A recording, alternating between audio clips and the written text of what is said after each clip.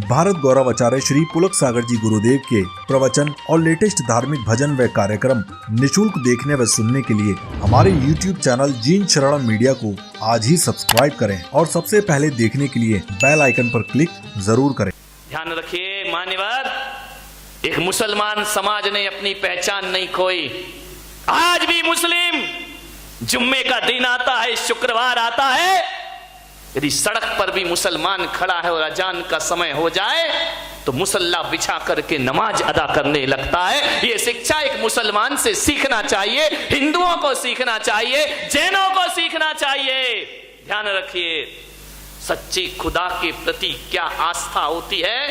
मैं तो कहता हूं कि मुसलमान समाज में एक सबसे बड़ी अच्छाई यदि कोई है तो वो यही है कि वह अपने ईश्वर, अपने खुदा को हमेशा स्मरण में रखा करता है। ध्यान रखिए, ये शिक्षा एक मुसलमानों से सीखना चाहिए कि भगवान के प्रति कैसी आस्था हो। एक पढ़ा लिखा मुसलमान भी टोपी लगा करके नमाज अदा करता है। ध्यान रखिए, आज उसकी दाढ़ी और टोपी को देखकर आप कह सकते हैं कि मुसलमान जा रहा है। ध्यान रखिए, ये सीखो उनसे।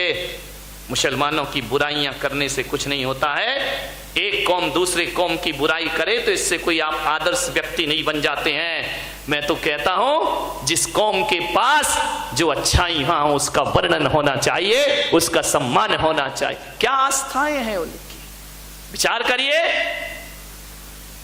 अभी मैंने देखा महाराष्ट्र में पहली बार, यहां तो सदियों से चल रहा होगा, संत ज्ञानेश्वर की जो पालकी निकलती है, लाखों लोग सड़कों पर आकर आस्थाएं व्यक्त किया करते हैं। इनसे अनुकरण करो अपने जीवन में। ध्यान रखिए, इनसे सीखिए कुछ।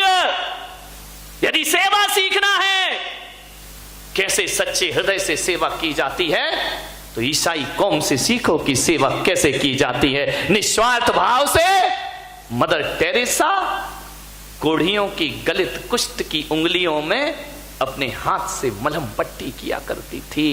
और मान्यवर, हम तो ऐसे महान कौम के लोग हैं कि किसी के जख्म को देखकर हमें घृणा पैदा होती है। ईसाइयों से सीखो सेवा क्या हुआ करती है। ध्यान रखिए, हम इतने महान लोग हैं कि हम मंदिर के बाहर जूते बड़ी मुश्किल से उतारते हैं। बड़ी कौम है, जैन समाज है, मोजे पहन के अंदर चले जाते हो। मेरे कमरे में आ जाते हैं लोग मोजे पहन करके। नमोस्तु महाराज, ध्यान रखिए। अरे अपने भगवान और अपने गुरुओं के लिए क्या आस्था होती है। यदि सीखना है तो किसी सरदार से सीखिए जो दूसरों के जूते में पालिश भी कर दिया करते हैं और अपने हाथों से जूते उठा करके रख दिया। सीखो इनसे। ये कौम है, ये वो समाज है जिनमें कोई ना कोई अच्छाइयां सब में हुआ करती हैं। ध्यान रखिए, एक मुसलमान आज भी अपनी पहचान बना के रखता है। एक ब्राह्मण आज भी जनेऊ डाल के रखता है, उनकी पहचान है। जिसके गले में जनेऊ पड़ी हो वो ब्राह्मण हुआ करता है,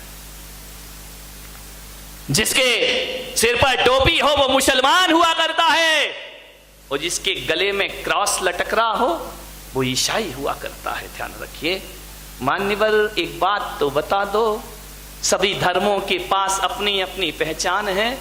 जैनियों, तुम्हारी क्या पहचान है? जरा ये तो बताओ। तुम्हें देखकर जैन कहेगा कौन? आज सड़क से निकल जाओ तो कोई कह देगा ये जैन जा रहा है। सरदार की पगड़ी देखकर तो सिख कह देंगे उसे लोग, ईसाई का क्रॉस देखकर तो ईसाई कह देंगे लोग, मुसलमान की टोपी देखकर मुसलमान कह देंगे, ब्राह्मण का तिलक और चोटी देखकर लोग ब्राह्मण कह देंगे। जैनों, तुम्हारी क्या पहचान है? कोई पहचान? तुम्हें कोई जैन कह सकता है? बोलिए, क्या पहचान है तुम्हारी? आवाज से कर रहे मान्यवर, क्या पहचान है? अजीत भाई, सड़क से निकलो, अपरिचित आदमी आपको देख के जैन बोल सकता है? नहीं बोल सकता है। जैनियों की पहचान क्या है? जैनियों की पहचान, यदि कोई इस धरती पर है तो एक ही पहचान है जैनियों की, रात्रि भोजन का त्याग करता है वो जैन कहलाया करता है। ध्यान रखना है आपको। आपसे मेरा निवेदन है, एक एक जैन को रात्रि भोजन का त्याग करना चाहिए, तब आदर्श समाज का निर्माण होगा। तुमने वो भी गंवा दिए, वो भी खो दी अपनी पहचान। मान्यवर, मुझे बड़ा दुख होता है जब एक हिंदू घर में विवाह होता है तो अपने कार्ड पे लिखता है कि जैनियों के लिए दिन में भोजन की व्यवस्था है। ये पहचान हमारे बुजुर्गों ने बनाई है, तुमसे नहीं बनी है, ध्यान रखिए, हमारे पूर्वजों ने बनाई है। और वो लिखता है कि जैनियों के लिए दिन में भोजन की व्यवस्था है। लेकिन दुख तो तब होता है कि जब जैनी उसकी शादी में जाता है और वो कहता है भाई साहब दिन ढलने वाला है, भोजन कर लीजिए, तो हमारा ये जैनी कहता है कोई बात नहीं, हमको तो चलता है। धत्तरे के, शर्माना चाहिए आपको। आप कहते हो हमको चलता है। मैं आज आपसे कह रहा हूं, एक निवेदन है मेरा बड़ी विनम्रता के साथ कि आपको रात्रि भोजन करना है। मैं पुलक सागर एक नया नियम बना रहा हूं, यदि खाना है तो अपने घर के अंदर कमरे में बंद होके खा लेना, लेकिन जब भी सामूहिक स्थान पर जाओ तो वहां जाकर यही कहना कि हम रात्रि में भोजन नहीं किया करते हैं। ध्यान रखिए, जब कमरे में बंद होकर भोजन करोगे रात में तो एक बात याद रखना बारामती वालों, केवल तुम बदनाम होगे, लेकिन जब सभाओं में जाकर भोजन करोगे रात में शादी बारात में तो तुम बदनाम नहीं, मेरे महावीर बदनाम होते हैं, मेरा धर्म बदनाम हुआ करता है। सामूहिक रात्रि भोजन का त्याग करिए। बहुत सुन लिए घर परिवार की प्रवचन, आज सुनो बेटा तुम लोग, ध्यान रखिए, आज सुनो। सारा चरित्र साधुओं के हवाले कर दिया है, ध्यान रखिए। मंदिर कर दिए मालियों के, पुजारियों के हवाले। पुजारी पूजा करता है, करोड़ों की बोलियां लेकर मूर्तियां रख देते हो। पूजा करने का समय नहीं है तुम्हारे पास, अभिषेक करने का समय नहीं है। पूजा करेगा पुजारी, वाह, स्वाध्याय करेंगे पंडित विद्वान, चरित्र पालेंगे मुनि महाराज। ये क्या आदर्श बनाया हमने।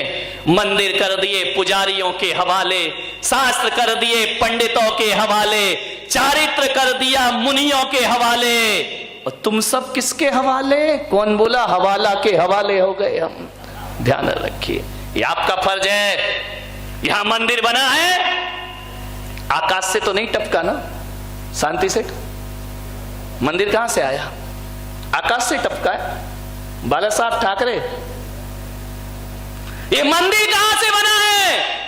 आकाश से तो नहीं आया, धरती फाड़ के तो प्रकट नहीं हुआ ना, कोई रातों रात देवता लाके तो नहीं रख गए ना, नहीं रख गए। किसने बनाया मंदिर?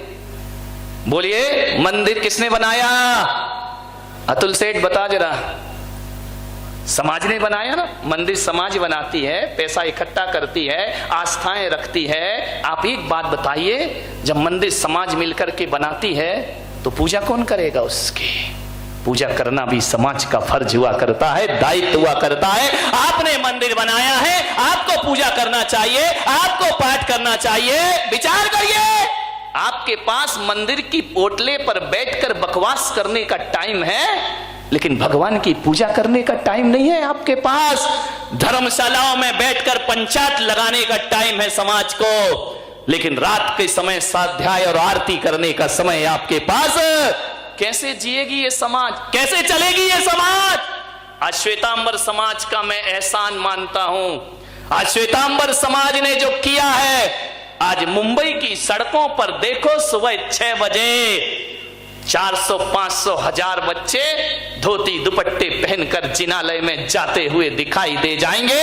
ये दिगंबर समाज के नहीं। दिगंबर समाज तो बड़ी आदर्श समाज समझती है अपने आप को, उसके बच्चों को धोती पहनने में शर्म लगा करती है, ध्यान रखिए। लेकिन श्वेतांबर समाज, आज पूना चले जाओ, मुंबई चले जाओ, देखना सड़कों पर हजारों छोटे छोटे बाल गोपाल जिनेंद्र भगवान की वंदना करने घर से धोती दुपट्टा पहन करके जाते हैं और भगवान की पूजा पाठ किया। सीखो इनसे। आज श्वेतांबर समाज का उपकार है कि आज दुनिया के किसी भी कोने में आप चले जाओ, जैन फूड के नाम से आपको भोजन प्राप्त हो जाएगा। आप जैन फूड कह दीजिए, आज होटलों में लिखा जाता है जैन फूड यहां मिला करता है। ये जैन भोजन, दिगंबरों ने कुछ नहीं किया इसमें, श्वेतांबरों का पुरुषार्थ है।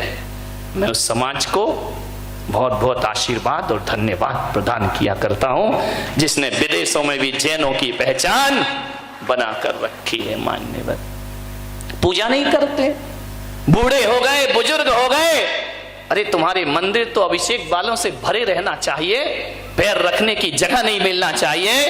मेरे भाई, बहुत खूबसूरत मंदिर बना देने से, बहुत सुंदर मूर्ति लाके रख देने से मंदिरों में अतिशय पैदा नहीं होता, बल्कि एक बात ध्यान रखना, जिन मंदिरों में भक्तों की भीड़ लगी रहती है उन प्रतिमाओं में चमत्कार और अतिशय अपने आप प्रकट हो जाया करता। चमत्कार नमस्कार से प्रकट होता है, महंगी महंगी बोलियां लेने से चमत्कार प्रकट नहीं हुआ करता है। मान्यवर कौन संभालेगा हमारी समाज के आदर्श चरित्र को?